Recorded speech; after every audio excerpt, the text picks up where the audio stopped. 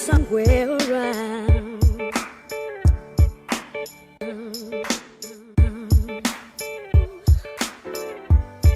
Oh, I guess I see you somewhere around.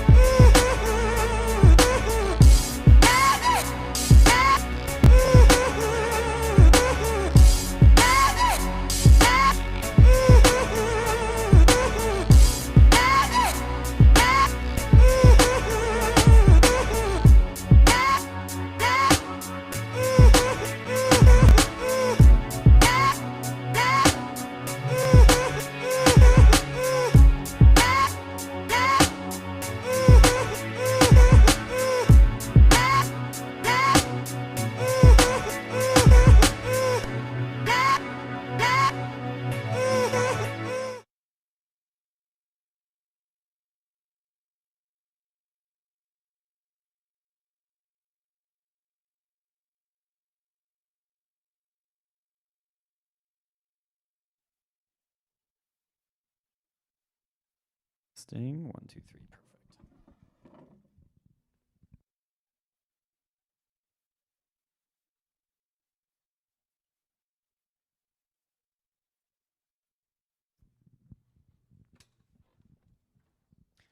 Good evening, everybody. How are we doing tonight? All right. So we have a special event for you tonight. How many people were at the table earlier today? Was anybody at the table? Yeah. Anybody go up to the mic? Oh, we got one. Oh, yeah, I remember you. Yeah, nice. Cool. So, yeah, that's what a little taste of what we do here on Sense America, where we have conversations with people in the form of speeches, debates, comedy shows, people from the left, right, anywhere in between, and of any political ideology. We'll talk to them and have them here to have a conversation with people so that we can, as a society, move forward. But tonight we'll be having somebody you're all probably pretty familiar with, who is going to be talking about feminism, modern dating, and the current political state of the world. So we're going to do a speech, and then he's going to do a Q&A. We'll have a mark right there where you can line up and ask him any questions you want. And anything goes. You can ask whatever you want. Like I said, we're completely free speech. If you want to join the chapter here, you can talk to Jacob or Donnie, and they can get you situated with all that. And if you want to start a chapter on your campus, go to uncensoredamerica.us, and you can start your own chapter there. So I am going to introduce somebody who is going to introduce our guest tonight, because people say we spread male propaganda, so we figured we'd bring somebody that has some woman propaganda to balance out. So, without further ado, here is our special guest.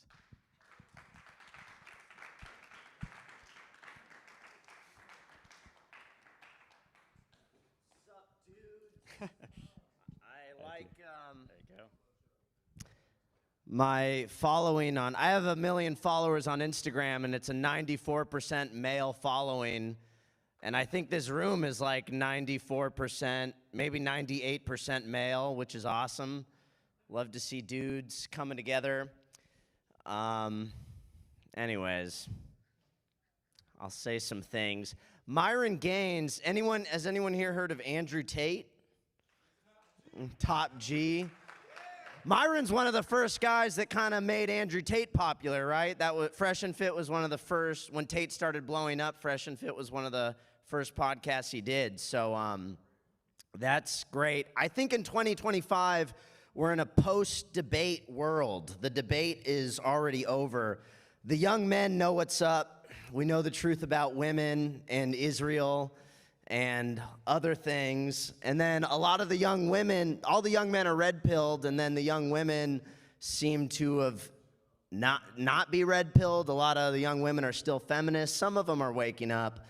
But I think if all the men just teamed up, I think we could take the country back. We could just team up and just put all the girls, chain them up somewhere. I don't know. We'll figure something out. Anyways, Myron's a great guy, and well, let's bring him out. Or I could say some more things. Let's bring Myron out right now. Let's give it up for Myron Gaines.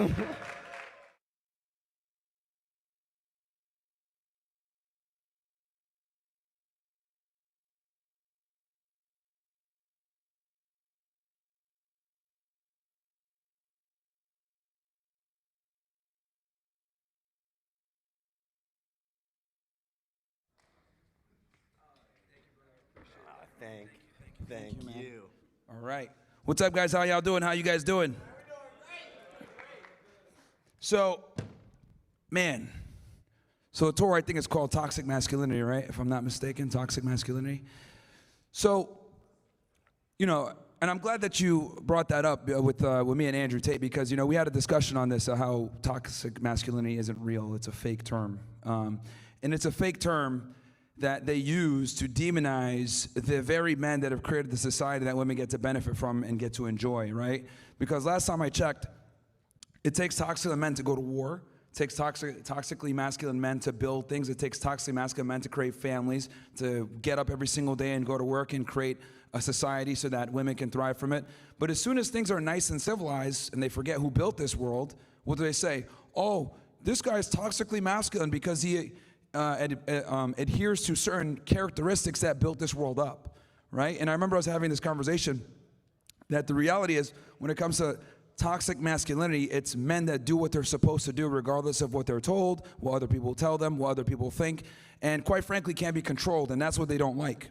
Because if you guys notice, this whole like toxic masculinity thing became huge when it came to the pandemic, right? AKA the scandemic, right? It started breaking out right around then. Oh, these guys are toxic masculine, this guy's toxic masculine, But the reality is what it came down to was guys just didn't want to be inside their house all day. Guys didn't want to sit there and not be able to go to work. Guys didn't want to sit there and be stuck in their home and wearing masks and comply.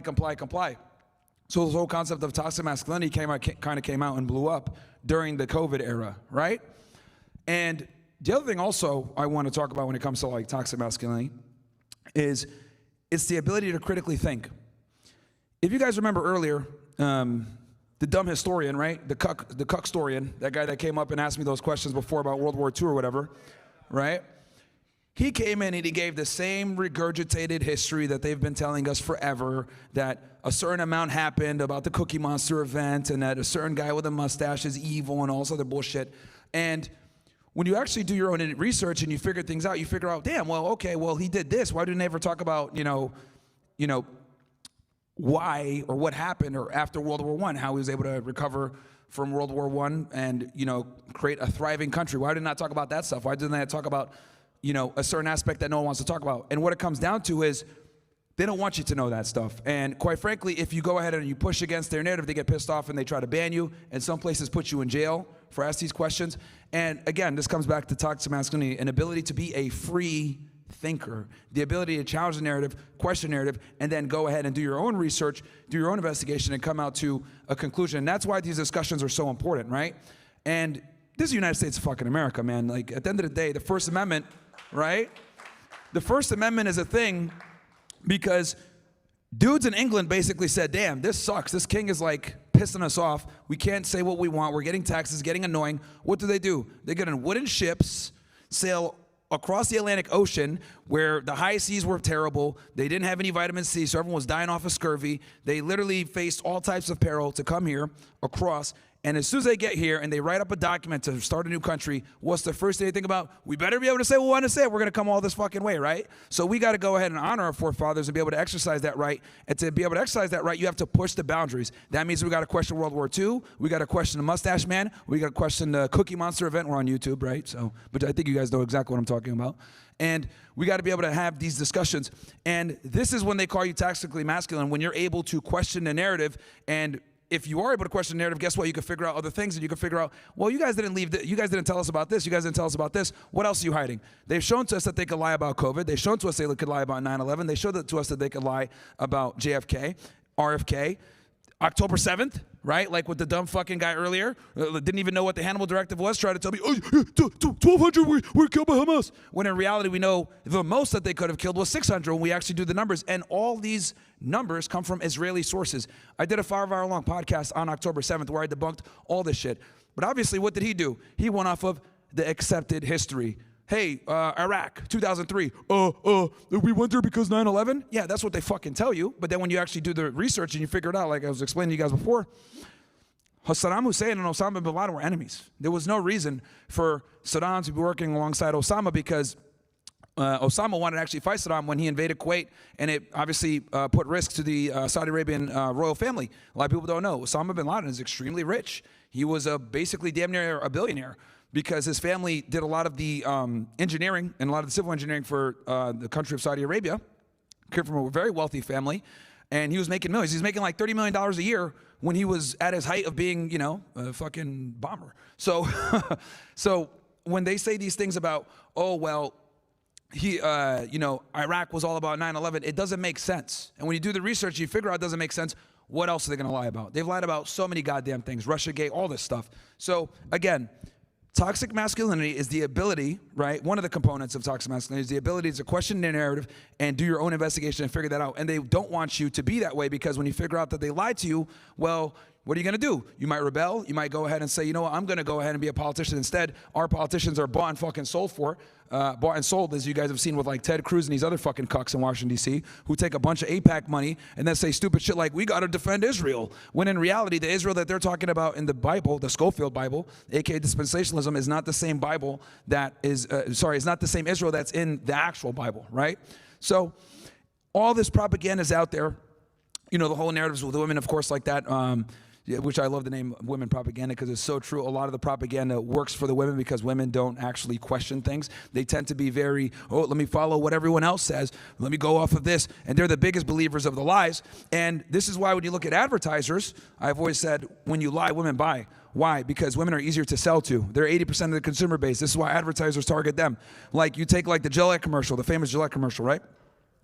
How is it that a men's razor, they're talking about toxic masculinity, shitting on the very target audience that they're trying to sell to? Could you imagine if Victoria's Secret like came out with like a clothing line or something like that and said, okay, bitches, stop being sluts. Be better. Stop cheating on your husbands. Stop cheating on your boyfriends. You need to stop being toxic bitches. They would never do that. Why? They would never do that because, well, number one, women can't handle the truth. And then number two, they understand that they are targeting women and insulting women is not a good way to sell to them, right? So they thought, you know what? Since women, we want to advertise to women, let's go ahead and take a men's product and shit on men on their product. Backfired on them, thankfully. Guys voted with their wallets and didn't go ahead and purchase Gillette anymore, and they lost a whole bunch of money. You look at the Cracker Barrel thing that I talked about before, where they took the guy off and made it like more clean branding. I guarantee if it was a woman, they wouldn't have taken it off. They would have kept it. But who? You look at the CEO, dumb fucking female, stupid brim glasses. Oh yeah, I think it's going to be way cleaner, blah, blah, blah. Stock went down 50%. So this is kind of what it is, man. It's when you lie, women buy, and when you lie, they comply. So that is what toxic masculinity is, and they don't want you guys to be toxically masculine because that means you can stand up for yourself. That means you can ask questions. That means you're not going to listen to the norm. You're going to challenge certain narratives, and when you're able to do that, guess what? You become harder to control. You become harder to control. They can't be in control, and you challenge that control, and then that's a problem for them. So they want to keep you stupid, fat, subservient, doped up with dopamine from pornography and sports, right? Which is another reason why I tell you guys don't watch sports. Sports is a big fucking waste of time. You're sitting here like a fucking loser cracking open a fucking beer, watching some athletes achieve their dreams while you're sitting there still fat as fuck, still working a job that you hate, still working literally. Most Americans can barely live their lifestyle. They're in debt. They're in debt. They hate their job, and they're basically barely getting by, right? Like they're living paycheck to paycheck, and that's what they want. They want you to be in that position because guess what? When you need a paycheck and you depend on a paycheck, guess what? You become a slave. You don't say certain things. You don't do certain things. You don't challenge certain narratives. You need them, and then you cannot challenge them, right? So this whole concept of toxic masculinity, it's all a bunch of fucking bullshit designed to keep you subservient. But I'll tell you this, whenever there's a catastrophe or some other shit going on, they need that toxically masculine guy that's going to come in and tell women, hey, you're fucking stupid. Shut up. We got a fucking world to save. Anytime there's a fire, that toxic masculinity shit goes out the way because the guys that are naturally masculine, what do? They rise to the occasion. They run to the fucking burning house to go get the kid. Or the firefighters show up and go save the people. Because the women were saying earlier, oh, well, women could do what men can do. And what I say, hey, if you call 911, more than likely you're probably in a worse event of your life, right? I'll tell you how this, man. I'll be mad as fuck if I call 911 and two fucking black chicks named Shaniqua and Laquina show up and say, well, you okay? I can help you. I'm dead, bro. I'm fucking dead. These bitches don't fucking work out. They eat fried chicken all the time. They're going to be more concerned with their laces not falling off while they're trying to pick me up and shit. Fuck that, bro. Right? Like, every single one of y'all in here would be mad as hell if two fucking women showed up during the worst time of your life, bro. Yeah. Hell yeah. So... But they want you to sit there and be like, no, that's accepted because of equality, and that's the problem. When reality hits, equality goes out the fucking window, right? When you're at a, like, how many times you guys, I don't know if you guys watch, there's this YouTube channel, it's called like Police Activity, right? And it's a very interesting channel because you get to see like the mayhem when it comes to real life. And anytime there's like a female cop or a female is involved in a shooting or there's some type of hands-on activity, the woman becomes fucking useless. And not only does she become useless, she becomes a liability, dude. A liability because now the guy, the male cop that's there has to worry about her not getting beat up or making sure that she doesn't get hurt or that the suspect doesn't get access to her gun and shoot both of them. Happens all the fucking time, dude, right? And you know, some idiot, oh, well, how do you know this? Yeah, I know because I used to be an agent with the government. I remember vividly when I would write my operation plans and we'd have like, we'd be raiding a house or whatever. I always put the agents, the female agents and the female cops, always on the fucking perimeter. I never let them go inside. Why? Because when you go inside, you can have close quarter combat. You can see, you know, someone get close, take the gun or whatever. I put all the most tactically sound guys that are fucking tackle bears. I let them go in and have the women on the perimeter. Why? Because if I put a woman on the stack or a woman on the stack to be equal and make her feel better, guess what? I've effectively made the team weaker, and your strongest, your weakness is your strongest link, or excuse me, your weakness is your weakest link. So she goes in, she fucks it up, she makes a bad move, she gets to shoot somebody accidentally. It's a problem. And women are far more likely when they're cops and law enforcement to pull the trigger and shoot than a man is, because for them, the use of force ladder is way shorter because they can't sit there and go toe to toe with a guy. Or if someone punches them, like I'll give you guys a warning right now, never punch a female cop. You're gonna get shot, dude. You're gonna get shot because since their use of force ladder goes up so much faster, they can't like quickly transition over to a taser or to mace or whatever. Like, and they're gonna look at you as a bigger, stronger man. They're gonna shoot you, and they're probably gonna walk too because they can articulate, hey, this guy's a real danger for my life. So the point I'm trying to make here is that a lot of the times they weaken everything else. So when I used to write my operations plans, I would always have women on the outside. Better for them, better for the guys going in, and better for the suspect, to be honest with you, when they went in. So they can go ahead and actually get arrested. We can interview the guy and work up the ladder of the drug organization or whatever. But yeah, so the basic thing I want to say here is if someone tells you that you're toxically masculine, good. If someone tells you that you're stubborn, good. If someone tells you, man, you're not very agreeable, good. If someone tells you you're a conspiracy theorist, good. Because at this point, being a conspiracy theorist, all that really means is you're just ahead of the curve a year or two beforehand, right? When we told you about COVID, I was saying all the time, yeah, the jab is a fucking scam, it's a lie, the scamdemic, whatever. What do you find out? Bunch of bullshit. Biden had to fucking pardon Fauci and a bunch of other people before he left office because he knew it was that bad, right? So it was all a bunch of BS, and quite frankly, it was an overreaction to a very minor problem. I remember if you talked about this thing, like on YouTube, you could get banned, but now it's like not a thing anymore. The election, you know, saying that the election was rigged was like considered like bannable stuff, like it was a big deal. Now, it's kind of accepted now. You could talk about it because there's quite a bit of evidence out there to show that maybe the 2020 election was stolen. So if they can lie about all that stuff, guys, sometimes even to our faces. I mean, Israel to this day, right now, Netanyahu went and did an interview with Patrick Bet-David and fucking Trigonometry and the dumbass dog boys, and he was lying all over the fucking place. Oh, yeah, there's no starvation. Oh, well, he doesn't want to talk about the figures of how many people got killed. People say it's 60,000 when in reality it's way more than that, but even at 60,000 it's way too much. Or they're saying, no, we're not committing a genocide, even though we can see with our own eyes in 1080p, 8K, 4K that they're absolutely conducting a genocide. Like, they just lie straight to their face. So, you know, I think the most important thing that a guy can do is be competent, be intelligent, read, don't be a moron, go to the gym, take care of yourself, make as much money as you can so you're not dependent on the system, and then always question things. Always question things, man. So that's really what I want to say when it comes to toxic masculinity, because I think we need more guys to be that way. And I think it's a good thing, as much as they try to demonize it and say, oh, toxic masculinity is so bad. I think toxic masculinity is literally how we have the world and we have all the inventions, we have everything we have, is because of toxically masculine men. So anyway, if I'll open it up to like Q&A or whatever you guys want to ask or talk about. I like to give the time more to you guys versus me just yapping here, because that's kind of lame. I can yap all day already on stream. So yeah.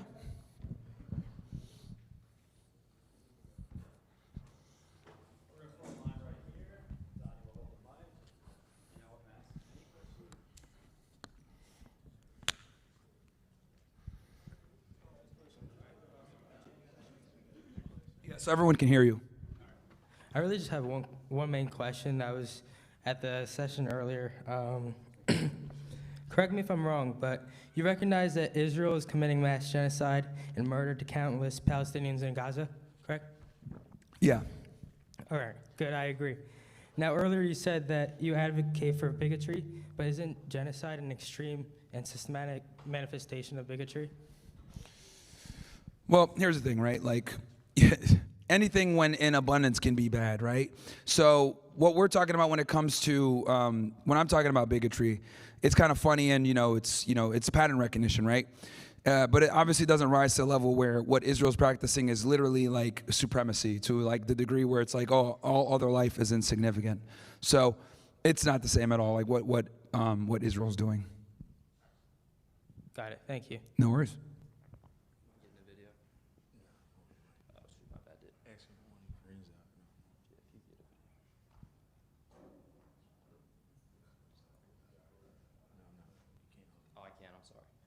How are you doing today? What's up, man?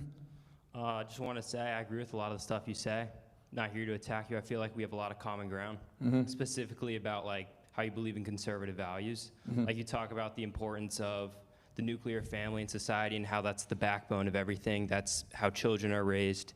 And you talk about the importance of also female chastity and how both those things are very important foundations of society, correct? Yep. So on the other hand, you also preach that it's okay for men to sleep around, but you also somehow support these conservative values and the importance of a nuclear family. I don't see men sleeping around and a strong, fundamentally sound society coexisting, because in every real life example we have where men are freely sleeping around, that directly raises rates of fatherlessness, that destroys society at its core, at its roots. Children grow up without foundations and are born in poverty and almost inevitably return to poverty because of their lack of a father figure. So my question for you is, how exactly do you explain the coexistence of the importance of a nuclear family, but also on the other hand, men sleeping around is somehow empowering? No, that's a good question. That's a very good question. So before I answer this, Joyce, just like, and I'm not asking you this to like insult you. I kind of want to gauge my answer based off what you tell me, so I can be the most. How many women have you slept with? None. Okay, you're a I'm virgin. Christian. Okay, that's fine, no problem, and I respect that greatly. But the reason why I want to bring that out is because I think it's important that men understand. Like, ideally, it is she's a virgin, you're a virgin, you guys meet, you get married, you have children together, you have a family. That's the ideal situation. I wish every single guy could be a virgin and meet their dream woman. But unfortunately, with the way that the sexual marketplace is now and how women are, the average woman is getting far more sexual access than the average man. By the time a guy ends up even being able to catch up to a girl and go on a date or whatever it may be, she's gonna lap him when it comes to experience of dealing with the opposite gender. Now, the reason why this is a problem is because we live in a society now where women don't respect male authority. And not only do they not respect male authority, they're more sexually experienced to give the facade that they respect male authority when they really don't. And they can go ahead and get what they need. And my thing is, with the way marriage is set up in the West, men have everything to lose. So you work your ass off, you make a bunch of money, you create a name for yourself, etc. You go ahead and you're a virgin, you get with your wife. She's maybe sexually experienced. She doesn't like the relationship as much because maybe you're not like a former Chad that she had. Or maybe you don't have enough money like the last NBA player she might have dated. She's going to have these experiences in her head and be able to draw, compare you to other men, while you're not going to necessarily be able to compare her to other women. And what's up happening is, since women are more likely to, number one, get bored in relationships, number two, initiate breakups and initiate divorces, where you have all the skin in the game, I just don't want guys being in a position where their ineptitude with female nature from being a virgin or whatever, following God, results in them destroying their life. So if you can find a girl that's a virgin and you're a virgin too, that's ideal, man. That's awesome. But I have to operate on tell guys what the real is with women nowadays. Being a virgin, operating like it's 1955 when it's really 2025, is no longer a feasible way to find a good mate, be able to identify that mate, and then put her through her paces and be able to be in a long-term relationship, because she's going to know way more than you do, and you're not going to, most importantly, you're not going to be a competent leader to her, because she's going to understand the game and you're not. And unfortunately, when you're a virgin as a guy, or if you're not sexually experienced, what's up happening is, you get with the girl, you get laid for the first time, you don't want to leave her, you don't see red flags from her behavior, and then she uses the sex to keep you in. A lot of women do this, where they make you comply to get sexual access, right? Oh, if you don't take out the trash, you're not going to get laid. If you don't mow the lawn, you're not going to do that. You're already losing, and there's so many guys that are in that position. So when I tell guys, look, I want you to make 6 figures per year, be 35 years old, have a good job, be in shape, have sex with 50 girls. I'm not saying I want you to openly be a degenerate. If you can get by with being a virgin and find that chick, great. But I just know the way women are and the way a lot of guys are, it's just not feasible in 2025. Thank you so much for your time. I appreciate it. No worries, man. No worries. And that's a valid criticism. I understand where you're coming from with that. But the reason why I dispense that advice is because we're in 2025, and I'm just giving advice to guys to deal with the modern women, unfortunately. And the modern woman, dude, is a whore, if I'm going to be honest. Thank you. No worries.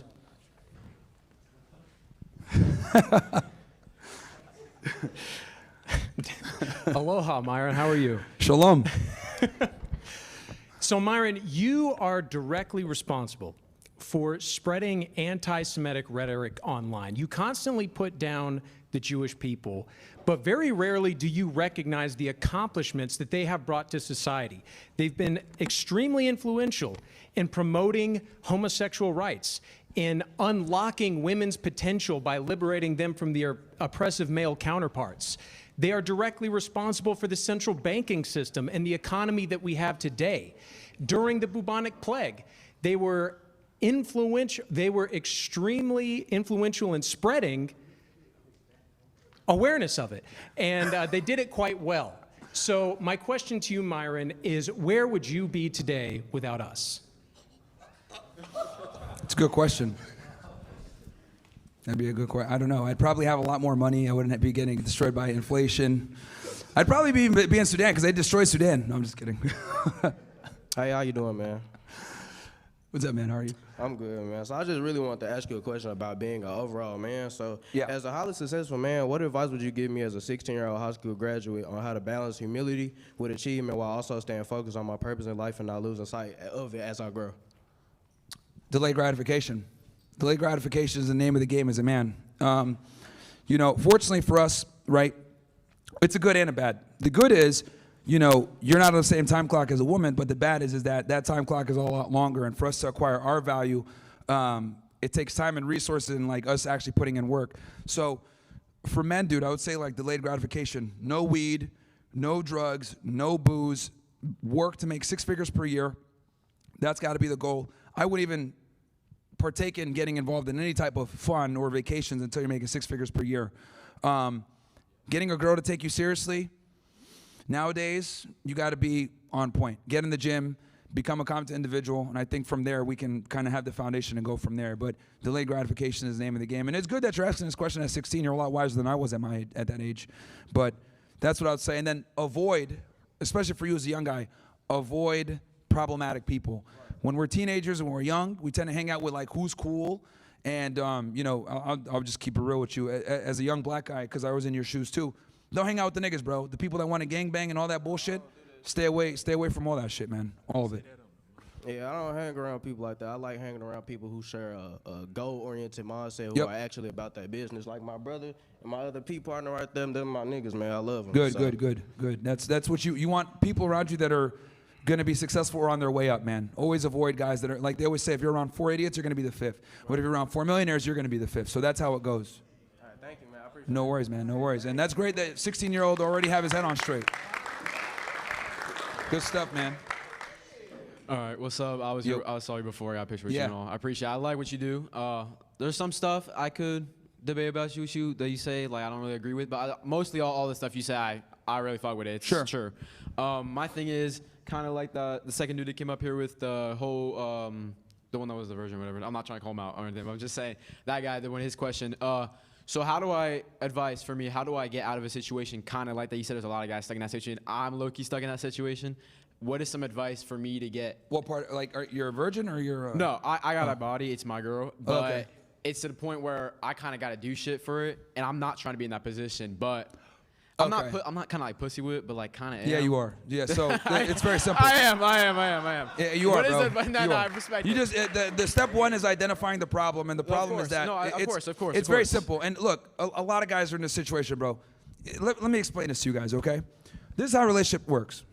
One party always cares more than the other party. 9 out of 10 times, it's the men that care more than the woman does about keeping the relationship. And in order to do, and the problem there is because there's a sexual market value imbalance. What I mean by this is, how old are you? I'm 18. 18, okay, and how old is she? She's 18 as well. Okay, so she has more value than you do. And the reason why is because an 18-year-old man is useless to society versus an 18-year-old woman is priceless to society because she's probably going to be at her peak from now till about 24, right? She could get on a yacht, you can't. That's just the reality. She could go to Miami with no money in her pocket, you can't. So the fact that she has more sexual market value, you have to make up for it by being a simp to some degree. This ends up happening a lot of times for guys. So look, you can continue to be in this relationship and, kind of learn the hard way that you're going to have to, comply or to get sexual access, which a lot of young guys do. Or you can break things off, work on yourself, become stronger, get more money, increase your status, wait a little bit, and then you could go ahead and, you know, be 27, 28, 29, and go get that 18-year-old girl where you control the frame and you tell her what to do. Because I'll tell you this, women are terrible people when they have the leverage. They are terrible fucking people. They treat you like shit. They emasculate you. They make you do things for sexual access. You probably know exactly what I'm talking about. I don't mean to put you on blast. But every single guy in here has probably been through this bullshit with a woman before, where if she feels like she's better than you, or she has more sexual market value than you do, and she feels like she's doing you a favor, she's going to let you, number one, know that, and then she's going to make your life miserable. And then on the part 3 is going to be, she's going to cheat on you and not feel bad about it, because she's like, oh, I could do better. So I think men need to be aware of this, and this is why it's so important to get experience with women, because, and this is, I wish if the guy's still here from before, the Christian virgin, not to insult him, but like a lot of the guardrails that kept women away from doing stupid shit, they're gone. Shame, religion, the family, institution, patriarchy, all these things have been absolutely destroyed thanks to feminism, because in order for feminism to thrive, we must remove institutions that keep women in check. And since these institutions are basically gone, women feel like they can do anything, and they don't feel guilty about it, because we have we have like music, we have a culture that tells women, know your worth, you do what you want. There's no such thing as, you know, we're gonna go against slut shaming, we're gonna have a slut walk. So know that all of these things are out there against you. And if you don't increase your sexual market value, you're going to pay the price for it. And you're only 18, so you're still in the beginning of your journey. But just understand, throughout for your teens, all the way into your early 20s, you're going to be dealing with bullshit with women until you get your value up. It is what it is. And then here's the thing. Let's say you become a millionaire tomorrow.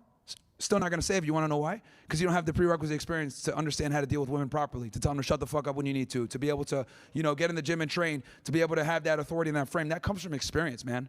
So the reason why I know this shit is because I've been in your shoes. I've been played by girls. I've been shit on by girls. I've been denied. I've been rejected. Like this wisdom comes from a lot of fucking L's, right? But if you take enough L's, you can make a W out of it. So that's what we're doing now. So, I appreciate it. No worries, man. Tell her to make you a sandwich, bro, when you get home. See how that goes. If she fails the test, you might need to reconsider what you're doing. Hi. Hi. How are you doing? Hi. Good. Good. Okay. Well, I wasn't going to come up here and speak, but I feel like you've said something that I feel like I should ask you about. Sure. With respect, of course.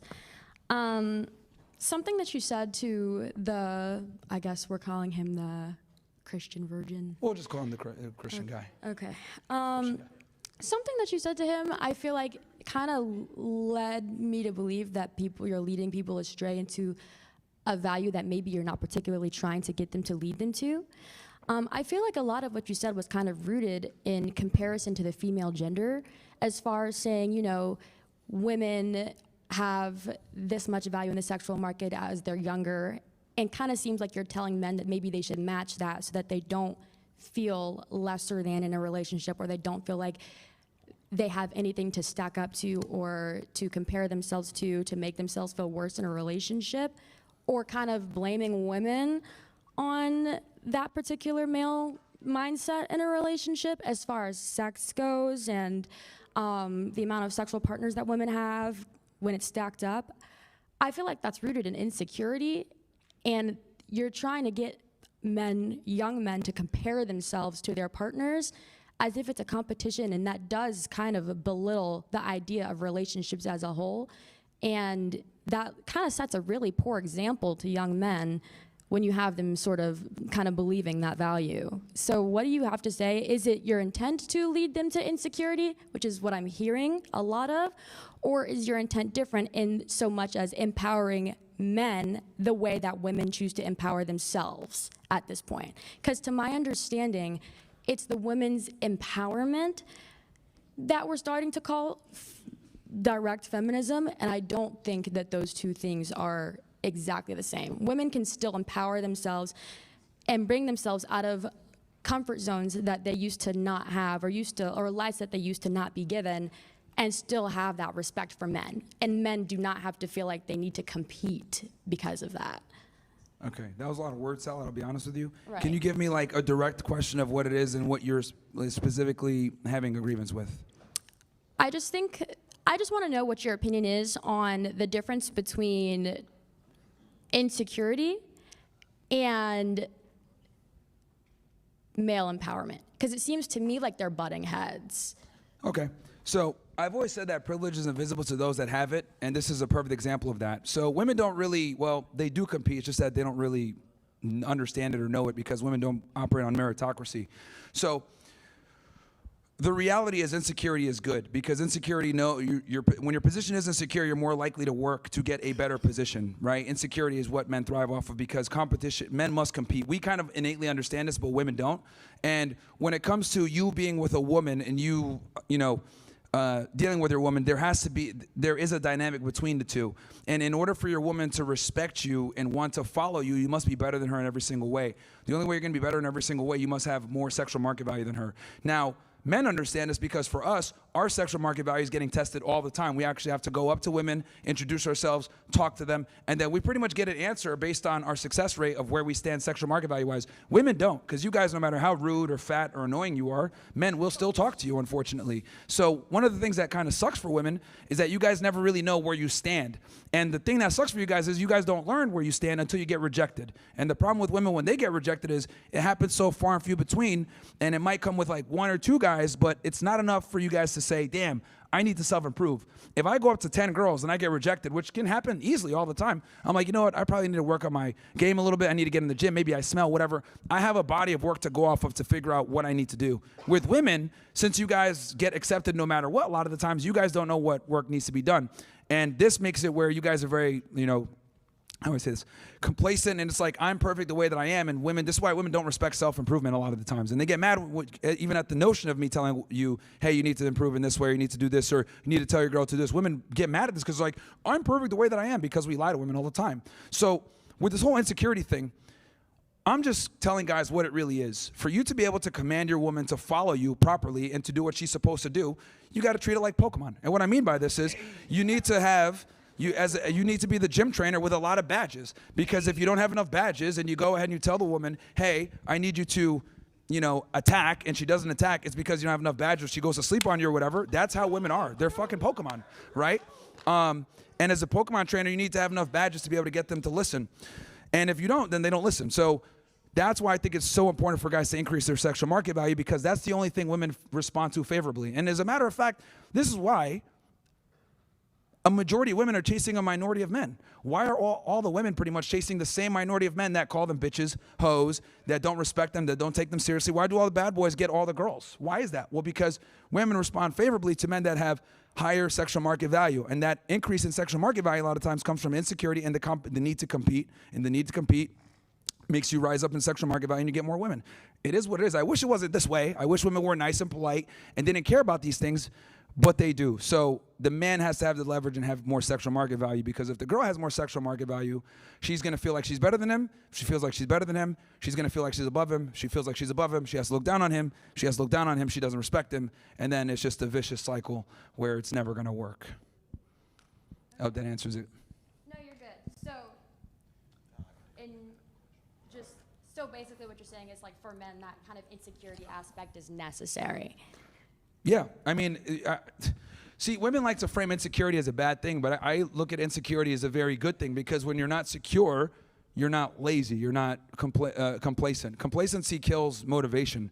Like, complacency really only works for women, if I'm going to be honest, because being complacent will make you mediocre, and being mediocre means you're not moving forward in life. You're not moving forward in life, your sexual market value either drops off or stays stagnant, and that's not going to work for you as a man. Women always want better. So complacency only really works for females. Mediocrity too, if I'm going to be honest. Like, a girl can be stupid as fuck but be hot and find a guy. Men cannot afford to be just hot and stupid, because at some point you're still not going to get sexual access. You might get some girls here or there, but you won't be able to keep them. So as a man, if you're not competent, you will deal with consequences for it. Okay, thank you. I'm sorry that was wordy. I wasn't planning on coming up, but that was my only question. No worries. No worries. It's a good question.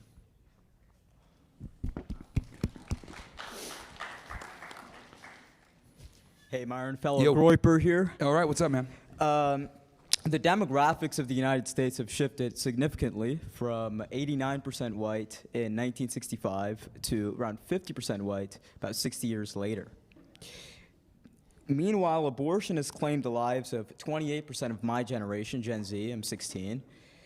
Homosexuality is very normalized. 2% of our population is transsexual. And while this is happening, Americans who have lived here for generations cannot afford a house and to have kids, and we are being lied about our heritage and our culture. And my question is, would it really have been that bad if we were speaking German? That's my question. Hey, man. I mean, those are some pretty serious numbers that you made there. I mean, look, the reality is like, you know, if we don't change course, we don't fix things, like we're gonna be like Rome, dude. You know what I mean? The entertainment is always the best right before things go down. So we need to make some serious changes. And I think the number one thing is that at least we're like aware of it. Thanks to the lack of censorship, we're able to talk about these topics that, you know, historically have been banned. So if we wake guys up and more young guys like yourself rise up and understand this stuff, because I'll tell you this, at your age, when I was your age, I didn't know that half this stuff. So it's good that young guys are waking up, and you know, and this is a good sign because that means that we're not getting censored as much on TikTok, on Instagram, on YouTube. So step one is knowledge, and we can go ahead and correct the course. We just need more guys that are based and not fucking pussies. Yeah, and here's my second part of the question, is how do we reverse this, and how do we truly make America great again? Because Zion Don is not going to do it for us. What is our solution? Yeah, number one is to educate the people, which, you know, we're slowly doing thanks to the, you know, censorship recession a bit. And then we just need to get people in politics, or get people into office that aren't owned by Israel. I think that's one of the most pernicious things in our society that no one really talks about. I mean, now it's coming out there, thank God. But the fact that we have a foreign country that has the amount of influence that they have in our, not just our politics, but in our culture, and the fact that you can't even question it for so long, man, is a problem. But I see that we're slowly undoing it, and guys are waking up. I mean, the fact that you're 16 and you're aware of this stuff is fucking wild. I couldn't, in my wildest dreams at 16 years old, know this stuff. I mean, what, in 2006 when I was going, well, yeah, when I was 16, we didn't know about any of this shit, man. We're more concerned with like fucking Jim Jones, and we fly high and shit, and I'm showing my age. So, yeah, man. So it's good that like this information is getting out there, and young guys are waking up. And I'll say that young men now are far more based than like my generation. My generation were a bunch of fucking stupid liberal cucks, dude, if I'm gonna be honest. Absolutely. Obama era, you know? So this is good. The number one is knowledge. And I credit Myron and as well as Nick Fuentes, love Nick Fuentes, for truly educating our generation, Generation Z, and become, as you said, more knowledgeable in these topics, because these are things that aren't, you know, taught in, you know, even in school, but also in terms of mainstream media. You know, even mainstream conservatism to that extent. They don't talk about many of these topics. You know, they talk about illegal immigration. They focus on illegal immigration, but they don't focus on the steady replacement in our country. And that's not just white people. That's also the other indigenous populations, black people as well. So, and this is a major problem that we have right now. So thank you very much. Yeah, no worries, man. Yeah. And yeah, shout out to Nick. Like I said, he's great. You know, I love Nick. So shout out to him and the whole team. What's up, DPG? What's up, man? You good? My heart goes out to you, brother. No worries, man. It's been a long day. Yeah. So shout out to the OSS, to the chat. Yeah.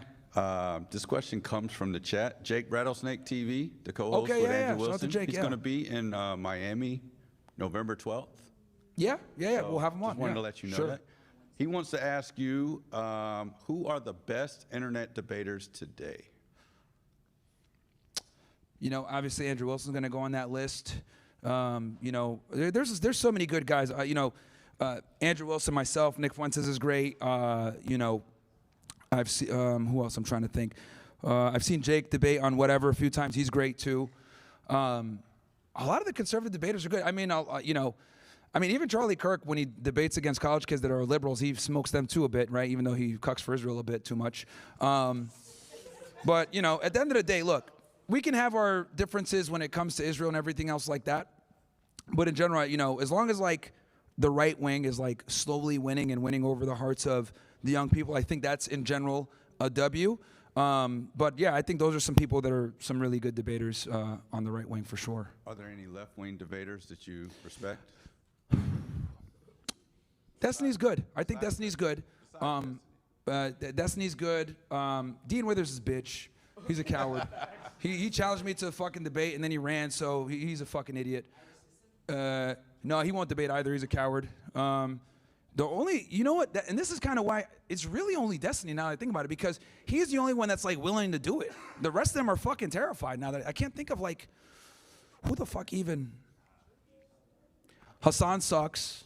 He embarrassed himself with Ethan Klein, right? He had all the facts on his side and he still lost. And the reason why, I'll tell you why the left sucks. And now I'm like thinking about it, like why they fucking suck.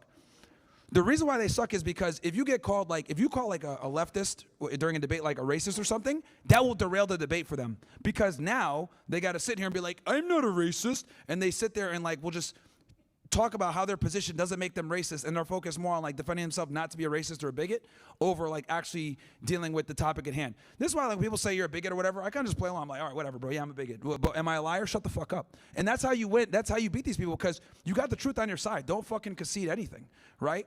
So, like with the historian asking me the question about Mustache Man and the Cookie Monster event or World War II or whatever, I had the truth on my side. That's why we had to move the goalposts to be like, Germany fell anyway. But like he saved it during this period of time that I'm talking about. So he did still save it.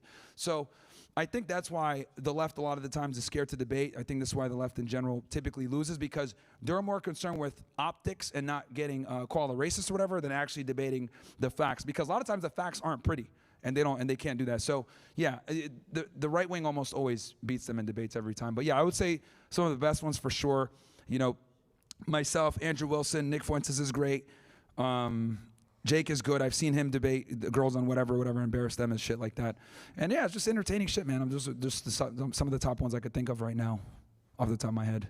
But yeah, we'll definitely have Jake on. Jake, let us know. Yeah, when you get them on the defensive and you're on the offensive, it's a W every time. Yeah, because they're so concerned with not being called certain terms, right? If you call a leftist like a racist in a debate, dude, that's like the fucking, you're throwing a wrench in the whole wheel, because they're like, oh, no, I'm not, and then like they'll completely get derailed.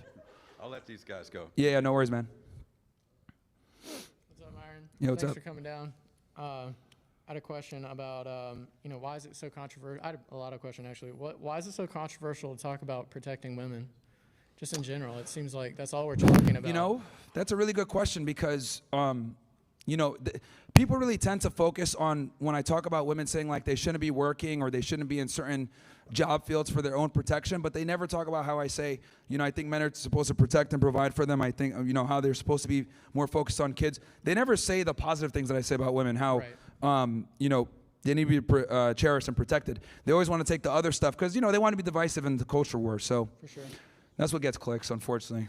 How do you think, now that the Holocaust narratives from World War II, all of the like white supremacy ideas that Jews are, oppressed people, all those narratives are sort of coming to an end and like breaking containment, Nick's breaking containment. How do you see the identity of the country sort of shifting from, one thing to the next? It's sort of an E. Michael Jones idea of the republic is ending, and these lies of 80 years ago are now coming to find the truth, and that we can't live with those categories of mind, which is sort of my question. Like, who's white, Myron? What was that? Who's white? Who's white? Yeah, who's white? What do you mean who's white? Like when we say someone's white, who are white? Are Lithuanians I think most of the time white? they would define it by being from Europe, right? Yeah. Is that how they would define it? But no, I mean, look, dude, I am, I'm super happy that censorship is pushed back a bit, is getting pushed back a bit, and people like, Nick are getting the recognition they deserve. People like myself that have been censored, Andrew Tate, right? They censored him for a while. He's making a comeback. So, I've seen Sneeko around. So it's good that censorship is kind of receding a bit, and these ideas are able to get out there. Is Sneeko white? No, he's actually Haitian and Filipino. Like, the real is like, who decides who's white? Because I find that as soon as you identify as white, you're a racist, you're an oppressor, you're the talker. It's like a false category from the Holocaust narratives that if you support white people, you're associated with Hitler and you're bad. So the question of like, if you identify as this false category, are Jews white? That's really like when we. Well, they'll tell you no. Exactly. Like they'll say yes sometimes, and they'll tell you no other times. It depends. So this idea that you identify as white is just this false category that you will immediately fall into a funnel that you can't win, and that's, they codified it into law during the Bacon's Rebellion and the Lithuanian threw the rocket, Martin Luther King at Marquette Park. like all of that were instances where they got to codify this into law and say whites and blacks are different, but they didn't really leave it up to what is white, who is white exactly. But well, my stance on this is I think everyone should be able to practice a love for their skin color and a love for their people. It just so happens, though, for some odd reason, right? If you want to say, you know, Black Power, great. If you want to say, you know, Viva la raza in Mexico, they say great. If you say, you know, love you long time, China, great. Nobody cares. But if you say white power, then they say, oh, you're a white supremacist and you're evil and you need to lose your job. I think everybody should be able to, you know, practice nationalism to a degree. There's nothing wrong with loving your skin color, loving your people. And here's the other thing that I also want to say. Just because you love your people doesn't mean you hate others. For some odd fucking reason, we sit here and we say, well, you're a black nationalist, you're a white nationalist, or you're a Hispanic nationalist, and you that means you hate everyone else. No, you can love your people while simultaneously saying, I want to be around my people, but I still don't hate others. And for some odd reason, it's like, it's got to be all or nothing with these people, and they have to make it like, and this is how they like demonize people. And I've noticed with white people, they do it the most. If you say anything where like, yeah, I'm pro-white, I love being white. Oh, that's racist. There's nothing wrong with that, because we don't have a problem with people like, you know, these black nationalists running around saying like, I'm a black nationalist. We don't say anything with that. Right. So I look at it like, if we're going to go ahead and allow people to love their race and love their people, we need to extend that to everyone. Right. Well, if Hitler's pro-white and we still believe that he was the devil, then it's hard to be pro-white when the devil was pro-white, you know, the most evil man on earth. Is America the best country south of heaven? Yeah, I think America's the best country for sure, yeah. Do we need more white babies? I mean, I'll tell you this. I think America thrived the most when it was a white majority country. I think mass immigration is a problem, because what ends up happening when you have mass immigration is, unfortunately, you have mass infiltration of different cultures, and these different cultures a lot of times might not adhere to the values that this country is founded upon, and then your country slowly changes. I mean, you can look at somewhere like Toronto or London, where, you know, it's like filled with people that might not have the same values. Like, look, if people are going to come in and assimilate, that's one thing, but let's be honest, most immigrants don't. They retain their culture, they retain their background, they don't want to assimilate, they don't want to learn English, they want people to change around them, and that's a problem. So that's the issue when it comes to the mass immigration. I heard this today that do you think that the idea that God is punishing us with an immigrant for every abortion that we've had in the country, that's the punishment, is that we've been given all these immigrants for every abortion that we've had? It's like 44 million abortions a year or something like that. We need to definitely bring the birth rate up, right? Japan has a really low birth rate, and they're kind of like on a decline as much as they've been, you know, innovating on other things. So yeah, we definitely, this is the importance of, this is why feminism is such a problem, man. What's good, Myron? Yo. So I got 2 questions for you. First question, what's a good vetting process to find, you know, a girl that isn't, I guess, ran through, isn't for the streets and stuff, you know, because I know you say self-improvement, looks, max, focus on our craft as men, you know, so we can get our money up, you know, our grind up, but at the same time and stuff, it gets lonely, you know. The gym, of course. The gym can only help you so much. Don't want to turn to pornography or drugs and stuff, but at the same time, you know, because I had an ex-girlfriend who I still think about and stuff, because I was her first, you know? I understand. So, like, I made her a woman, so now she's gone. That's somebody else now. That's gone. How old are you? I'm 21, I'm a student here. Yeah. What's a good vetting process to find queens? Because they're not gonna reveal themselves. I feel like you gotta become high value. You gotta become high value. You wanna have exclusivity as a man, because we don't want ran through. We want something that's pristine, you know. We want that prime rib, you know. But yeah, and there's no, and I would say like there's no choice nowadays, dude. Like if you're not of a higher status or you don't have your shit together, it's gonna be very difficult to find a girl that's gonna submit to you, that isn't a 304, that doesn't have bad habits. Like for you to be able to demand that from a woman nowadays, unless you're gonna go and be a passport bro, that's another option, which a lot of guys are going down that road. It's really tough in a westernized country. But to answer your question, man, as far as like vetting a woman, this is why it's so important where you got to be with her for like 6 months to a year, dude. There's no way around it. You have to be with her for 6 months to a year and put her through her vetting phase before you even think about, you know, making her a main girl. Because unfortunately, modern women have so many fucking bad habits nowadays that you're going to have to take that period of time to deprogram all those bad habits. Now, I know a lot of people are going to be like, oh my God, that's so evil. What do you mean deprogram? Like, something is like, I'll give you an example of what I mean by this so people really understand. Because like, when I just say it out like that, it sounds horrible, but let me explain. Average women nowadays think it's appropriate to go to the club when they have a boyfriend. Average women think it's okay to put sexy photos of themselves on the internet when they have a boyfriend, right? Average women think it's okay to retain their male friends when they have a boyfriend. They think it's okay to talk to them, give out their numbers, etc. And then what they'll tell you is, oh, you're just being insecure, that magic word insecure. So unfortunately, since a lot of women think that this is okay or acceptable behavior, you're going to have to be with her and then instruct her or let her know, look, this is not appropriate behavior with me. And you never force her to do anything. This is the key. You're not going to tell her, bitch, you better do this or else what? You don't do that. What you simply tell her is, this is not something I'm willing to tolerate. And then you let her decide what she's going to do. You don't control women. You control yourself and you control the people around you. She decides if she wants to assimilate. That's how it goes. You never tell her or force her to do anything. You just tell her what you're going to put up with or what you're not. And if a girl likes you, she will change. She will go ahead and go on your fucking program, and then you don't have to force anything. So, and I always, and I'll give you guys an example of what I mean by this. Think of yourself as a prestigious law firm, okay? Or a prestigious university. When you go ahead and apply to a certain school, you have standards, they have to have extracurriculars in point, they have to have a certain grade point average, etc. Like, you are that university. You want to come here? Cool, you got to adhere to the standard. They don't want to adhere to the standard? Get the fuck out of here. We got other people that are waiting. That's how men have to treat themselves. The problem, though, is a lot of you motherfuckers act like DeVry. Just call in. You could go ahead and get a degree online. Yeah, let's go. Everyone's accepted, right?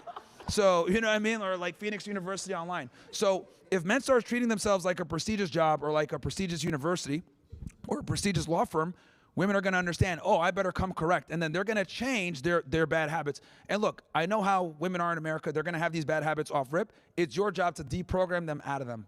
Now, with that said, there's some girls that are too far gone. If she's a 304, she's a hoe, has too many bodies or whatever, you're going to have to make peace with the fact that this girl is not redeemable a lot of the times. Because, another controversial take here, promiscuous women are not good partners. I mean, I think that's kind of obvious, but even if she was promiscuous in her past, that's a problem for you, because for a girl to become promiscuous, she has to have certain traits and habits that are not going to be conducive to a good relationship with you, right? They don't have discernment. They tend to be alcoholics. They tend to be drug addicts. They tend to be on some bullshit that can fuck your life up. So 6 months to a year, that will let you like see her patterns and then hopefully help her get on your program. And then if she adheres to what she's supposed to do, man, yeah, dude, like reward her with the relationship. Part 2, and I'm done. All right. The Austrian painter. What's going on with, Gaza and everything? We see it, but I have telegrams. I'm seeing live clips every day of actual raw war footage. They're killing kids, everything, and it seems now that unfortunately, our president, that wall, unfortunately, seems like he's been compromised. So the momentum, how can we maintain it, I guess, until the people that we have currently in office are gone, because they're boomers. They only got a couple years left, but we don't want to have that programming reprogrammed for our kids, because we can't have this repeat. Like you said it before, the pandemic, a lot of shady stuff been going on for like the past couple years. I'm a theorist, but I'm not a theorist at the same time for legal reasons. Yeah, no, boomers have created a lot of the problems that we have, whether it's like the lack of affordability, someone's bringing up can't buy a home, debt through the fucking roof. Boomers have brought a lot of these problems on.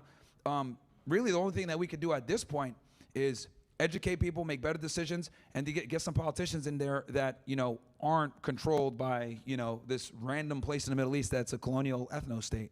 So, and we're waking people up. One of you guys might end up becoming a politician one day, right? One of you guys might end up running for governor, running for president, who fucking knows? But we definitely, the more we educate the young people, the more you guys are gonna have power, and then you guys are gonna be the voter base and the politicians eventually. And this is why, let me tell you guys something. This is why they're so fucking terrified and they had to ban TikTok. TikTok, the majority of the people that are on TikTok are young people. And when they saw all that anti-Israel sentiment on that, Jonathan Greenblatt, that fucking retard, he understood one thing properly. He said, we have an age problem. The young people are being exposed to this stuff. And they know that if the young people figure this stuff out and then they become older and then they become the next politicians, lawyers, people that have power, they're not going to support Israel. And if Israel isn't supported by the United States, it's going to go down. It's going to force them to exercise some type of diplomacy with their neighbors instead of starting wars. So That's why they banned TikTok, and you can't even put a watermelon on there or put Free Palestine anymore. They know what's up. That's why they're putting these anti-Semitism laws. That's why they're having these students get banned or get deported from college campuses, right? So they know what's up, and we got a generation of guys that are waking up, and hopefully one of you guys becomes the next politician and fucking saves this country. And I'll endorse you. Because you guys really are the future, man. Hey, how you doing, man? I had one question. I want to ask for all the uninitiated people out there, can you explain why gay men and lesbians are invaluable to society? Well, so they don't really provide, they don't create families. And since they can't create families, that's problematic. And then on top of that, I don't think they should even have children. I don't think gays should be able to adopt children. I think it's a problem, right? I think, okay, so I said this earlier, and I don't want to sound like a broken record, but I'll go through it quickly. All my worldviews are based on kids. And what I mean by this is, when I say the things that I say, it always comes back to, are we having the best environment for children? And I think your liberties kind of end once your liberty starts to intrude on the ability to raise children in a fruitful society. So, for example, I think gay people should be able to be gay and do what they want. Fine. But you're not going to do it in front of kids or families, right? You're not going to go ahead and corrupt them where, Mommy, why are they holding hands and kissing? I think that's a problem. So I think, and I gave my whole take on that before, which were on YouTube. I won't say too much there on what how I think we solved the problem. Obviously without violence, but I do think that, kids need to be protected and cherished and preserved. And, having, more gay people running around doesn't necessarily help that. So I don't think they should be able to adopt kids, and because of that, I don't think they're able to contribute to society the same way that a heterosexual man or a heterosexual woman can. Right, and I 100% agree. Thank you. No worries, man. How's it going, Myron? What's up, man? So this is actually related to, this is a little bit different. This is related to the incident a couple days ago that the media is refusing to call a hate crime, where a trans man who thought he was a woman, committed what they're not calling a hate crime, but was clearly a hate crime targeting Catholic children. Breaking right now is that from his manifesto, he is blaming his mother for not being supportive of his transition, and that's why he decided to kill, in his words, quote, so many people.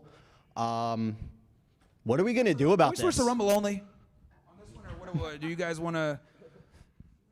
That's fine. I don't know if Sean. Huh? Yeah, you're talking code? All right. So I think, well, number one, that's a cop-out, right? Because these killers never want to take responsibility for their actions. They never do. Because this is, okay, so if you study serial killers, right, guys? If you look at like Ted Bundy or a lot of these guys, and like when they're interviewed, or John Wayne Gacy or whatever, if they actually do confess to killing people, what they'll do is they'll say, oh, well, all the women I killed were whores, or they were streetwalkers, and I did it because they're evil people, or whatever. Like, they'll always find a way to justify what they're doing by saying, like, we're getting rid of evil people.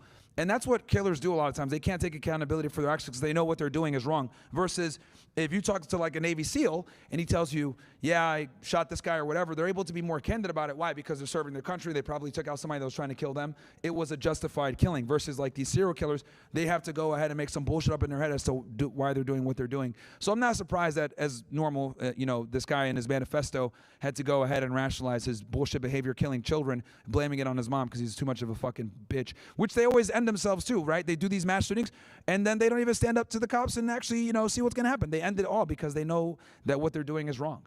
So, that whole, I gave a whole rant on this about what I think we should do with individuals like this that hurt children. Obviously we're on YouTube, so I can't say it, and they protect these types of people, so I can't say fully. But what I will say is that they need to be held to an extent beyond the law. Like, I don't think executions does the jobs. I think we need to do something else. And I'll just leave it there. Awesome. Thank you. Yeah, WBNN, exactly. All the real ninjas know what that means. WBNN. What's up? What's up, brother? What's up, Myron? I wanted to add on to the Christian virgin thing. Please do. Because I was in that same exact situation. The 18-year-old Christian virgin who, and you guys know what I'm talking about. I was in that same exact situation. I was raised Christian. I'm still a Christian, but very religious, and I was taking it very seriously for a long time. I was trying to do the right thing, wait till I'm married to have kids, or wait till I'm married to have sex. And when I was 23 years old, I was looking around at my church, and I was like, oh, wow. None of the girls here are virgins. None of the girls at church are virgins, and a lot of the guys at church are virgins. And so I see you get that question a lot, and it makes sense. But like you said, it's 2025, and there's no virgin women anymore, and a virgin man is going to get taken advantage of. So, like, yeah, it is ideal to wait till marriage, but it's kind of not an option. I think you're going to get screwed over. I'm 30 now. I caught up for lost times. I went out there and had some sex. But,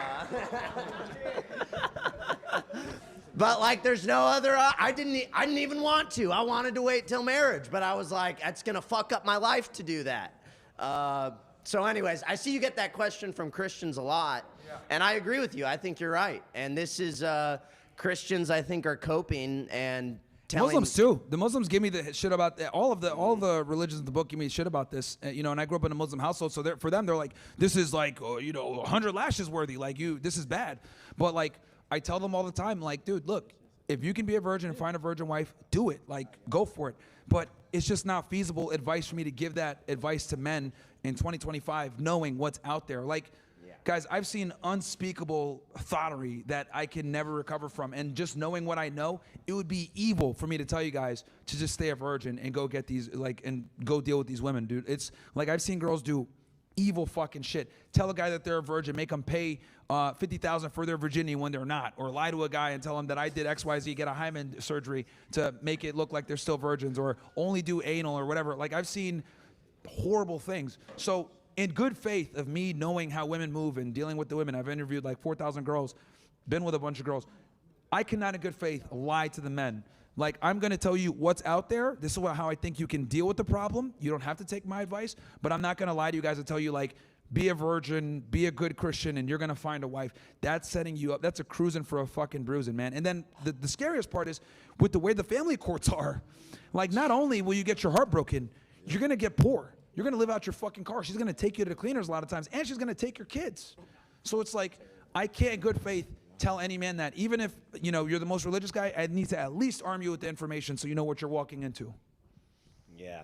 Yeah, no, I see you get that question all the time. Yeah, I get a lot, dude, yeah. You're absolutely, and I understand the people asking. Yeah, it's a good question. I even agree, it is ideal to be a virgin.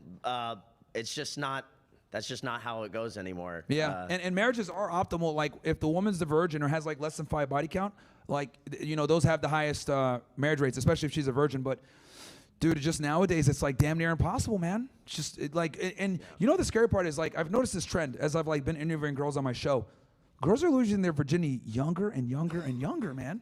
Like, the guys are still losing their virginities like between 21 to somewhere in their mid-20s, like 18 the youngest to like 21, 22. But like, girls are losing it like in their teens, and I'm like, what the hell is going on here? So that's the case at church too.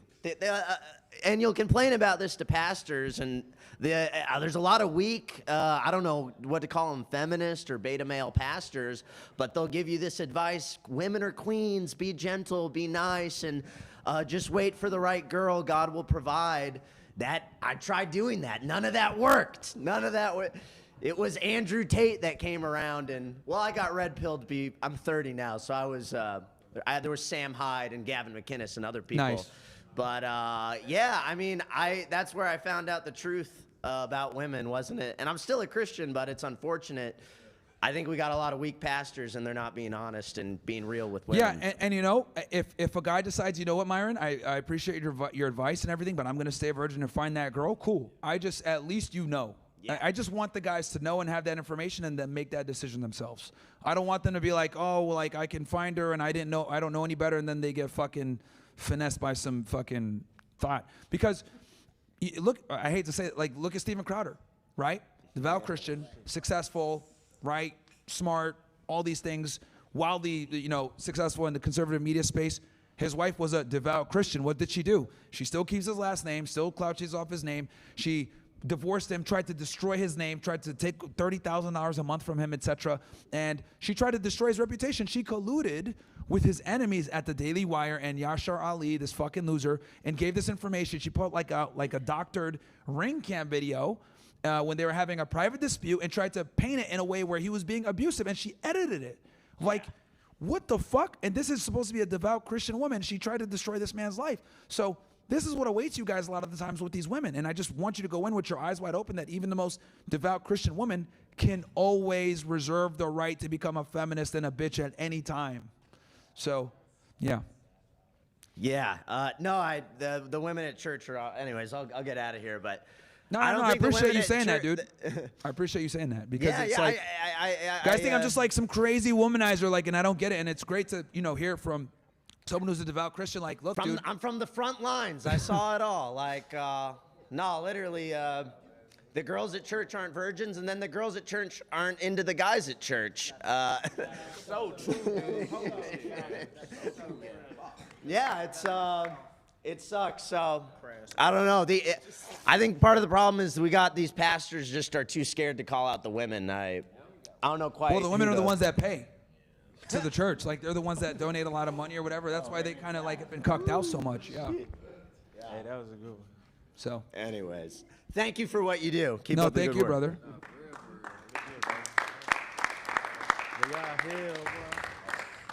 This is the last question you're going to hear from my handsome face. No worries, man. As a black young man, in today's society, why are black bitches the least desired choice to select for men as a whole? Oh, man. The alley-oop, let's go. Nah. Well, just being honest, bro, it's a multitude of different factors, right? Crass, arrogant, annoying. Yeah. And then another one that no one wants to talk about is, like, black women tend to be fat, man. Like, they don't fucking work out. Like, they don't work out because the weave and, like, you know what I mean? Like, a lot of them don't work out. And, like, the average black woman's 187 pounds. The average woman is like 5'5", 5'4", 187 pounds. Bro, this is like a fact. Like, they literally, this is like they're 5'4", 5'3", 187 pounds, which is literally obese. So it's like, it's just a multitude of different things, man. The culture's fucked up. The not an attention to, health and going to the gym, being rude, being loud, being obnoxious. Like, this is all, like, valued in our society, which is unfortunate. And, like, hopefully we can get guys to, like, change, wake up, and then tell women, like, yo, this is not acceptable behavior. You can't behave like this. Because it hurts me as a black young man seeing the multitude of grown black women behave and conduct themselves in such manner. So it was a genuine question, though. Yeah, no, it's a problem. It's a huge fucking problem. And it's funny because if you talk to, like, women from Africa, they're not like that. They're not. You know what I mean? Like, Nigerian chicks or whatever, you meet them. It's the Western civilization that acts majority like that. Yes, it's an American woman problem a lot of the times, unfortunately. So, yeah, dude, we got a toxic fucking culture here, man, when it comes to the black community. Selling drugs, being obnoxious, twerking, being an idiot, destroying the English language with ebonics, not getting educated, not having good jobs, selling drugs. It's just ridiculous. And we really need to, like, push back against this bullshit and be like, you know what, man? We don't want to listen to bullshit hip-hop anymore. Like, Young Thug. And the funny part is, like, they sell you guys a facade. It just came out, like, the other day. Like, Young Thug, like, literally was cooperating with the cops. He was shitting on Gunna the whole time, like, oh, yeah, this dude's a snitch, everybody else. But he was snitching himself. So it's like, damn. It's all a facade, bro. The street life is never going to take you anywhere, man. It's not. It's all, the only thing that literally, and as a guy that used to arrest these people, that used to sit there with them in an interrogation room, there's no honor in the street code. They will sell everybody out. You're going to go to prison or you're going to die in that life. It's not worth it. Well, I appreciate you, man. Thank you for answering my question. Thank you, man. Very wise beyond your years. Very good. 16 years old, man. 16 years old. All right, I'll first say shout out Donnie Luciano on Spotify, upcoming artist here. Phenomenal. Appreciate it, bro. Appreciate it. But my first question would be, like, in the manosphere, is there anybody who you would call out right now and be like, as a man, like, who's, looking for advice and whatnot, do not go to that guy, like, he's a scam artist, like? No one I could think of right now, man. Okay. I mean, I think, look, I'm real big on uniting. I think, we already are, like, marginalized, attacked enough, right, on the right, whether it's, like, whether it's content about self-improvement for the male side or guys that have right-wing talking points. We get attacked enough, man. Like, the last thing I want to do is attack other people on our side. Though there's some people that I'll disagree with on certain things, Like I'm going back and forth right now with like Brandon Tatum on Israel, right? I'm always like, you know, telling him how he's wrong about the Jews. And though me and him disagree, right? I like the guy. He's a cool guy. We can disagree on Israel and everything, and I can like prove him wrong or ratio him or whatever. But at the end of the day, I still look at him as like, in the grand scheme of things, he's still an ally because he still pushes conservative values. And we can have disagreements and like not hate each other and still be for good. And I think our discussion in front of everyone, you know, it's good because we're able to have that discourse and that discussion, and that people can kind of make their own opinions. So I think I'm more on the side of like aligning, man, and attacking each other. I think is kind of stupid and lame, especially when we already get attacked enough. Fair enough. I guess my second question is, like, you talk about a majority of women chasing a minority of men, right? That's what you said earlier? Yes. Like, so, like, with trends, like, you know, women won't really date men who are earning less than them, or, like, those relationships don't tend to last. Like, they own, like, consumer, like, most of the market is, like, female or spending. So, and then you look at other trends of, like, so I have people in our age. I'll explain what I mean by this. So like we have what I call a female delusion calculator, right? And we show it on the show. Anybody that watches the show knows what I'm talking about. And it's probably the most accurate assessment of men in the United States. It goes off of the CDC, the U.S. Census Bureau, a bunch of different stat points of men in America. And overwhelmingly, whenever we ask women, what do you want? It's somewhere between 5'10" and above in height, right? 6 foot preferably, $100,000 per year, not obese, not married. Off these factors alone, this puts the guy in like the top 1 to 2% of men. And that's what a majority of women are looking for. And the scary part is like, a lot of times it'll be average girls we ask this stuff to, and they'll say this is what they want. Now, let's be honest here. Are they gonna get all these guys? No. Are they gonna go ahead and sometimes date a guy that doesn't meet all these metrics? Of course. But what I think guys need to understand is the ideal, right, is the top pinnacle of guys. So I think every single man in here needs to be aware of this and bring themselves as close as possible to that. I think every single guy can get themselves to at least a 7 in the sexual market value scale by going to the gym, earning 6 figures per year, being a competent speaker, being able to convey yourself in a very, what I call, masculine manner, where when you talk to women, you speak in the active voice, you don't speak in the passive voice. You don't tell her things like, well, I don't know about XYZ. It's like very decisive and firm in what you say and what you do, especially when you talk to women. Like, women are very responsive to that when you're not sure of yourself. So I think if guys can do these things and have these things mastered, they'll be in a much better position to deal with women. And unfortunately for you guys, and it really sucks that you guys have to deal with this, like I'm very sensitive to this for young men, you guys have to compete with Instagram. When I was growing up, we didn't have to compete with fucking Instagram. Like I didn't have to worry about, at least in the early stages in my early 20s, like I didn't have to worry about like a rapper or an NBA player like DMing a girl that I was talking to because it was still in its infancy. Now, with the way social media is or whatever, an average woman has access to like top tier guys that can get flown out within a day or two. So this is unprecedented levels of access that women have to higher status men. And the problem is that women base what they're worth off of what they have access to. It's very important that you guys understand that. So women don't go off of their real sexual market value. They go off of what they have access to. So a girl that's a 5, if she's talking to an NBA player, is gonna think she's an 8. When in reality, she's a fucking 2 or a 5, right? Depending on if she has makeup or not. So I think it's very important that you guys understand that this is what you're up against. So you have no choice, guys, but to be way above average. In my day, we could have been average and been okay. You guys, cooked if you're average. Cooked, dude, like cooked.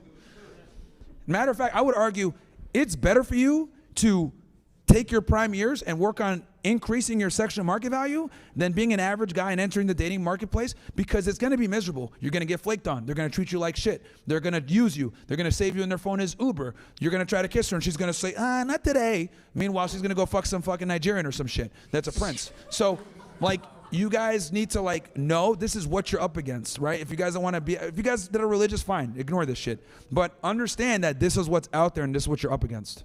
I guess the question becomes like, if these trends do continue though, and like guys, you know, don't take your advice or whatnot, would it become like a self-solving issue where like, you know, women like the childless cat ladies and like these, you know, crazy women just don't reproduce? Well, it's already happening now. Like, the same people. AI is already coming there. Kids. They're making sex robots right now. And I think, I predict it's going to be faster than what we thought. I predicted before like 10 to 20 years.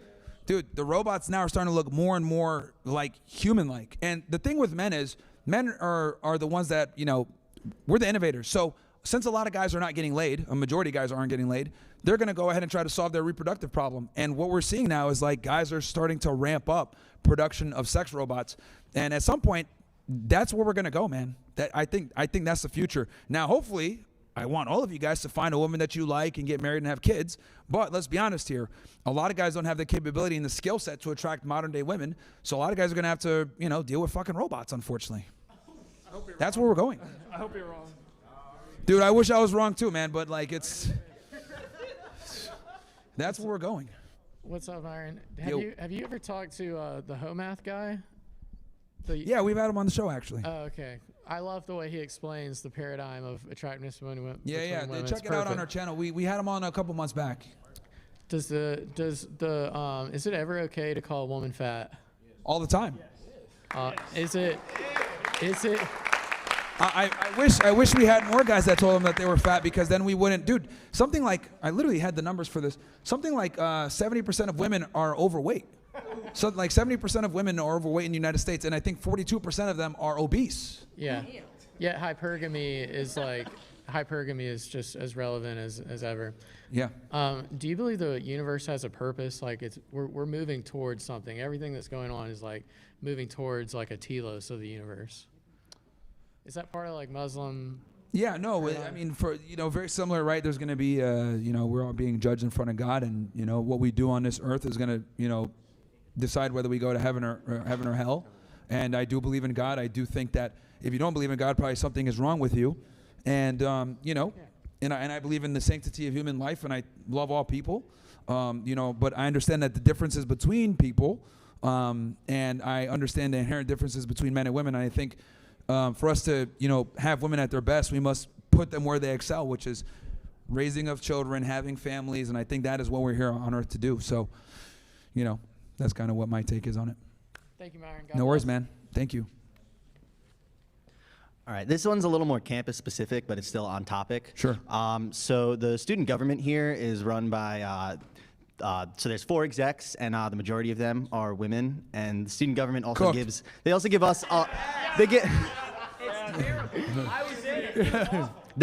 us as an organization a lot of trouble. They actually defunded our last event in this room a year ago, which was a big problem. If people want to check that out, it's all on the channel. Do you think, I know this might be a crazy question, do you think these things are connected? Yeah, I mean, it comes back to toxic masculinity, right? So this whole label of like toxic masculinity, it's like a catch-all term for guys that think outside the box, because these ideas are considered dangerous rhetoric, right? And they use this to say, oh, it's hate speech or whatever. I mean, it's just the truth a lot of the times. And, the truth is very dangerous to people that live in a world of lies, right? Like, liberal rhetoric a lot of the times, like men and women are equal, women are superior and can do everything that a man can do. Jews don't run America. Like, these are pernicious lies that we tell each other to feel good. But the reality is, like, when you tell the truth about how things really are run, they get mad. They're like, oh, we got to censor this. Oh, this is toxic masculinity, blah, blah, blah. So censorship is never the answer. And anytime you have to censor people, that tells you that you're over the target. So yeah, dude, I mean, this is the problem with universities. This is why so many guys are like, university enrollment is going down for men but going up for women, is because the whole academic world, and you're seeing this in psychiatry and psychology as well, is being dominated by women.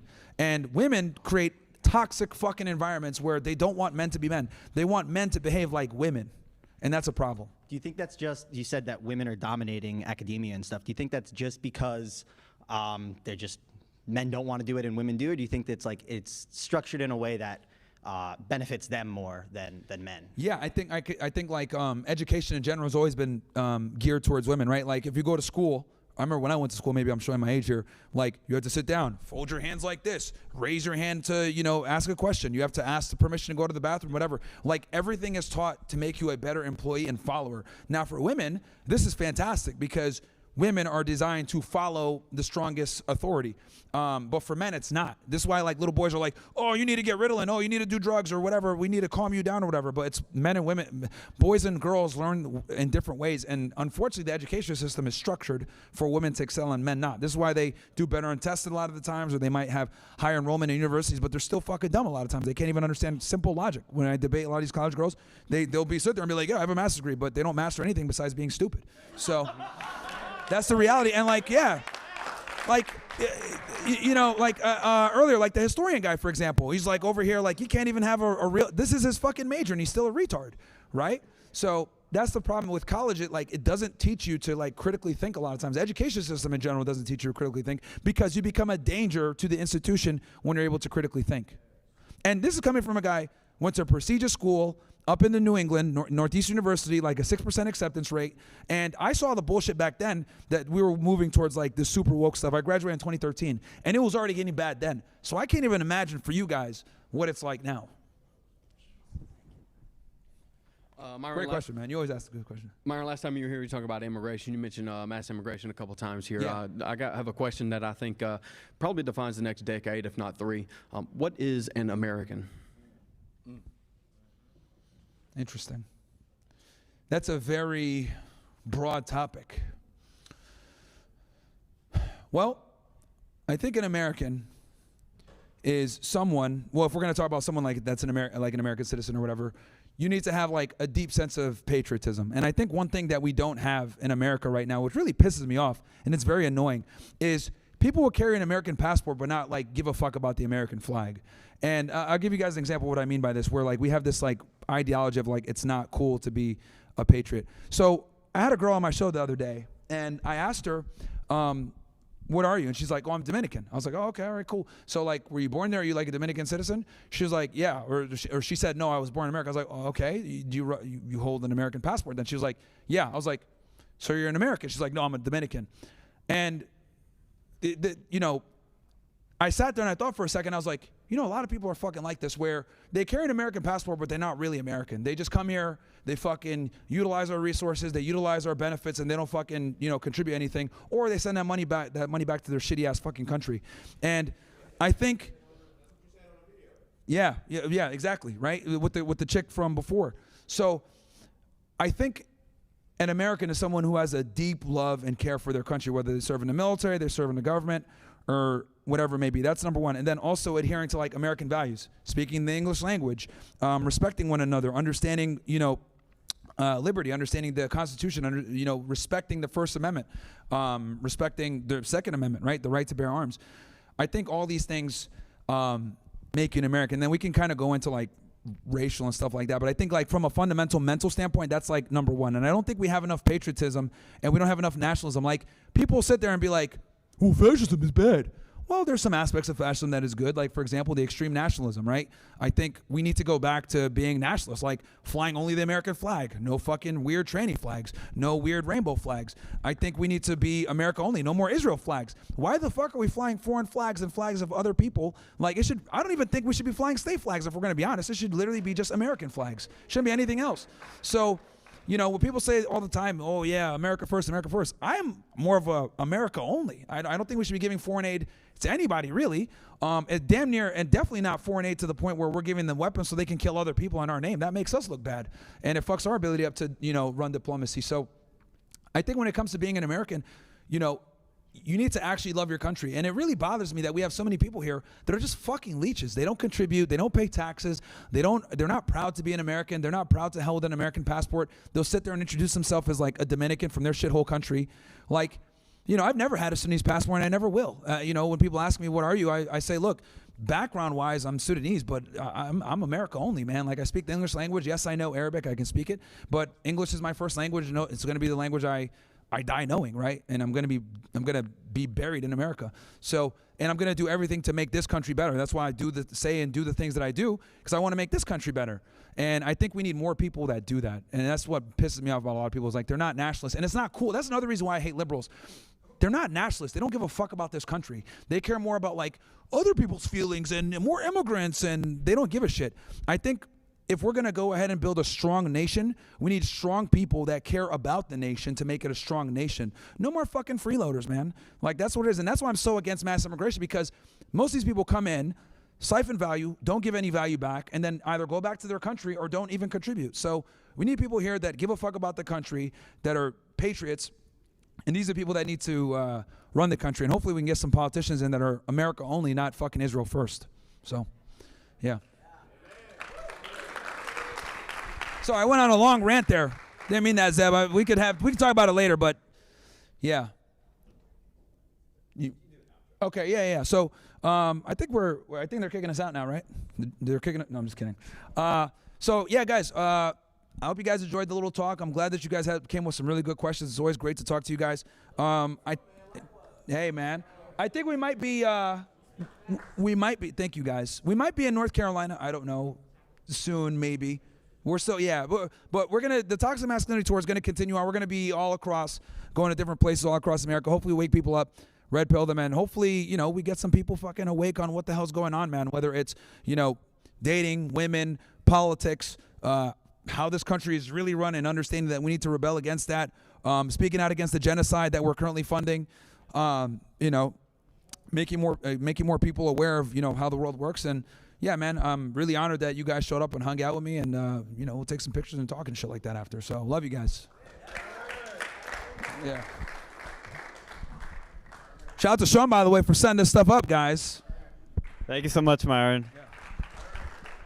All right, so now we're going to do the meet and greet and the dinner also afterwards. So if you have a backstage ticket or a royalty ticket, please stay, and we'll do all that. And just thank you guys for coming out and supporting us, supporting what we're doing right here, because we're trying to have conversations with people who are controversial, different, and who are very popular and in the zeitgeist a lot. So you guys have an opportunity to talk to them, whether you agree or disagree. So if you'd like to start an Uncensored America chapter on your campus to continue this, you can go to uncensoredamerica.us. If you want to get some merch, we got some tags in the back that we're handing out to some people. But if you want to talk to somebody about that, you can go talk to them. But I think it's a special thing with Myron's guys, so we'll figure that out. But thank you guys so much for coming out, and hope you have a good night.